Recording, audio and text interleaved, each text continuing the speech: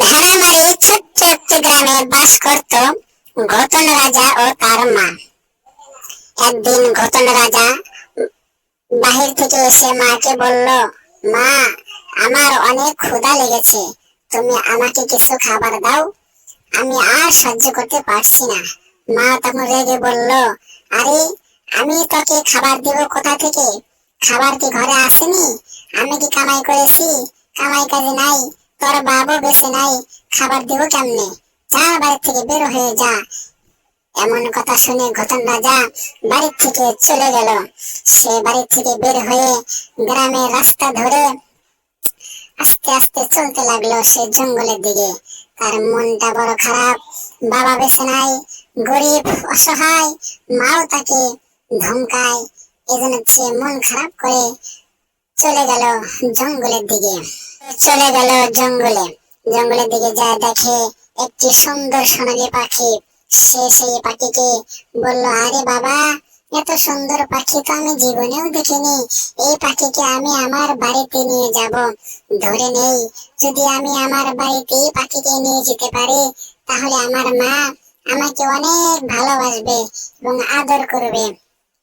এই বলে সে পাখিকে ধরার জন্য পাখিকে ধরতে গেল। পাখি বলল, আমায় ধরো না, আমি একটা জাদু পাখি, আমি চাইলে তোমাকে মেরে ফেলতে পারি, খবরদার তুমি আমার কাছে এসো না, আমাকে ধরার চেষ্টা করো না।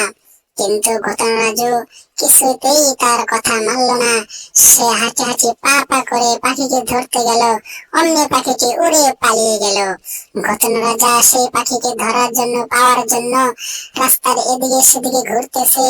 এমনকি সে হাঁটতে হাঁটতে একটি বাসার কাছে চলে আসলো।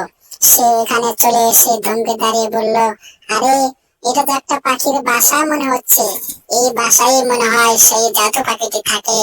সে কথা বলতেছে সে বাসার সামনে এসে, আর অমনি সেই পাখিটি উড়ে এসে বলল, আরে ঘতন রাজা, তুমি আমার বাসা পর্যন্ত চলে এসেছো, আমি চাইলে তোমাকে এখনই মেরে ফেলতে পারি, তুমি তাড়াতাড়ি তোমার বাসায় চলে যাও।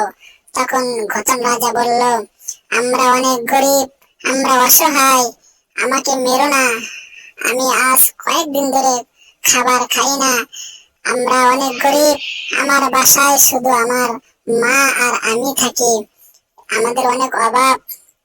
তখন জাদু পাখিটি মনে অনেক দয়া হলো এবং সে আস্তে আস্তে ঘতন রাজার কাছে চলে আসলো এবং বলল, চলো, আমাকে নিয়ে তোমাদের বাড়িতে চলো, তোমাদের যত কষ্ট দুঃখ বেদনা আমি মিটিয়ে দিব আমার জাদু শক্তি দিয়ে। তখন ঘতন রাজা পাখিকে নিয়ে বাড়ির দিকে চলে গেল। আস্তে আস্তে তার কাঁধে পাখিকে নিয়ে সে বাড়ির দিকে রওনা হয়ে গেল। মনে অনেক খুশি, জাদু পাখি তার সঙ্গে আছে। সেই পথ দিয়েই আবারও সেই ঘতন রাজা আস্তে আস্তে বাড়ির দিকে রওনা হয়ে গেল, যে পথ দিয়ে সে জঙ্গলের দিকে চলে গিয়েছিল পাখির পেছনে পেছনে। এমনকি গ্রামের রাস্তা দিয়ে গ্রামে চলে আসলো। গ্রামের এক খুকি বলল, আরে ভাইয়া, তুমি এত সুন্দর পাখি কোথায় পেলে? আমাকে একটু দিবে?